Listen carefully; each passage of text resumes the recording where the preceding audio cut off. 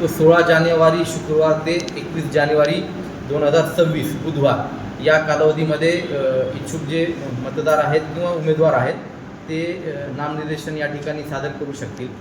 नामनिर्देशनची जी छाननी असणार आहे ती 22 जानेवारी 2026 वार गुरुवार रोजी होणार आहे।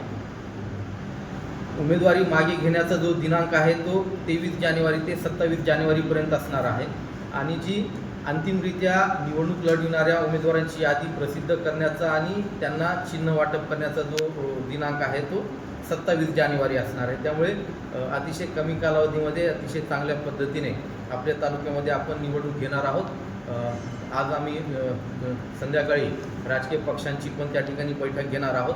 त्यामुळे माझी आपल्या माध्यमातून आपल्या तालुक्यातील सर्व नागरिकांना, सर्व इच्छुक उमेदवारांना विनंती असणार आहे का आदर्श आचारसंहितेचं पालन करून अतिशय पारदर्शकपणे आपण आपल्या तालुक्यातल्या जिल्हा परिषद आणि पंचायत समितीच्या निवडणुका या ठिकाणी घेणार आहोत।